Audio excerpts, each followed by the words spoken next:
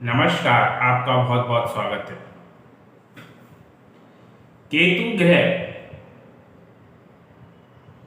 अगर आपकी कुंडली में खराब स्थिति में हुआ तो आपको क्या क्या परेशानी दे सकता है।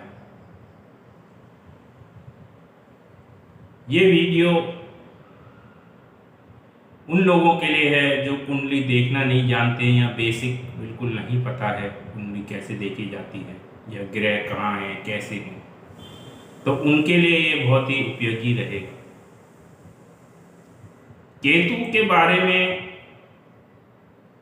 कहा जाता है कि केतु पूर्व जन्म से संबंध रखता है, यानी कि पूर्व जन्म में आपने जो भी कर्म किए हैं वो इस जन्म में भाग्य के रूप में, केतु को भाग्य का ग्रह भी कहा जाता है, आपको मिलेगा। और आप पूर्व जन्म में अच्छे कर्म किए होंगे तो केतु अच्छा होगा और अच्छे रिजल्ट देगा, और कोई बुरे कर्म करेंगे तो पूर्व जन्म की गठरी अपने साथ लेके आएगा और उन जन्मों में किए गए बुरे कार्यों के रिजल्ट्स आपको इस जन्म में देखने को मिलेंगे।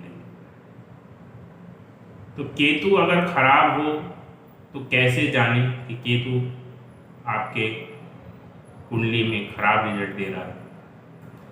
तो इसमें कुछ लक्षण मैं आपको बताऊंगा, जैसे कि केतु को पुत्र का कारक ग्रह कहा जाता है। केतु पुत्र संतान देता है।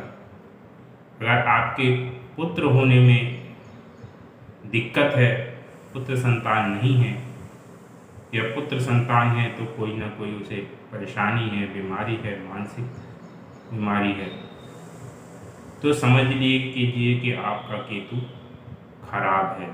पूर्व जन्म में आपने कोई ऐसा कार्य किया होगा जो इस जन्म में आपको पुत्र नहीं मिला या मिला है तो उसे कोई न कोई बीमारी चल रही है। दूसरा लक्षण है, केतु जो है रहस्यमय बीमारियों को दर्शाता है।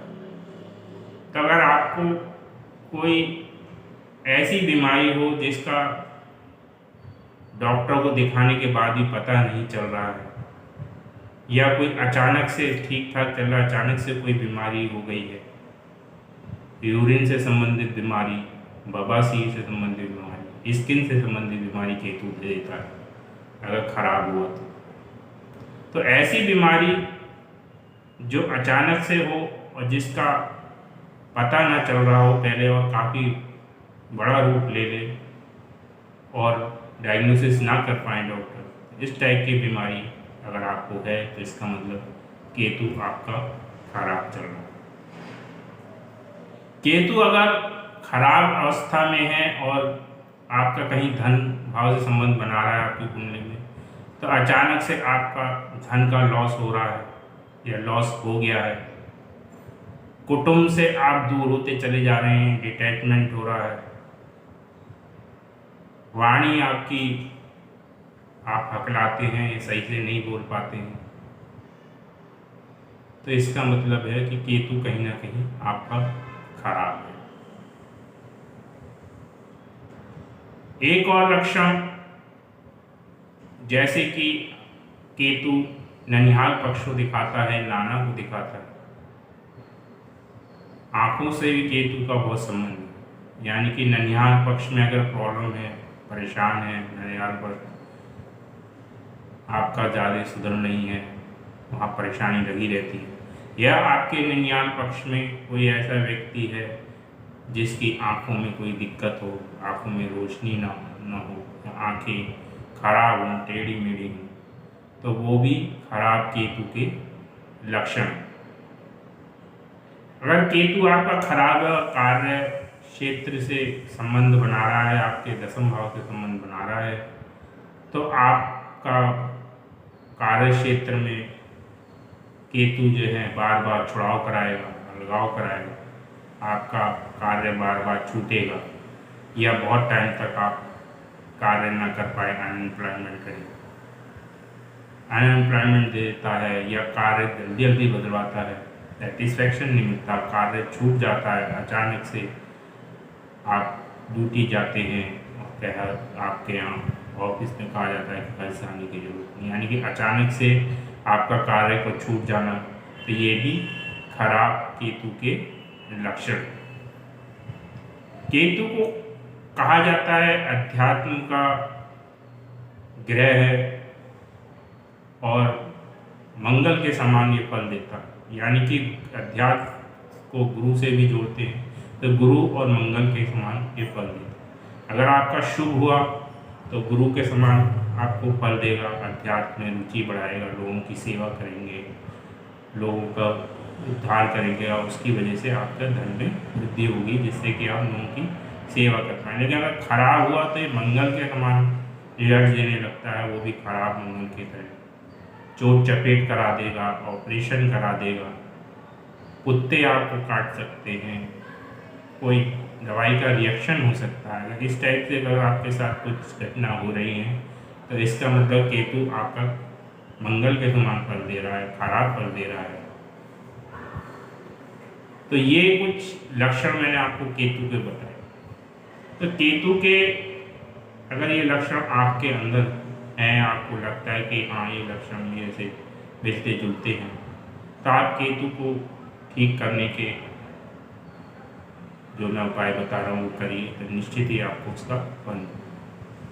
सबसे पहले तो केतु को भगवान गणेश से जोड़ के देखा गया है, क्योंकि भगवान गणेश का भी सिर काट दिया था भगवान शिव ने, और केतु का भी विष्णु भगवान ने सिर काट दिया था। तो केतु जो है गणेश जी को अपना मित्र मानता, अपनी तरह ही समझता है, और गणेश जी का सिर काफ़ी बड़ा है और केतु का सिर है नहीं।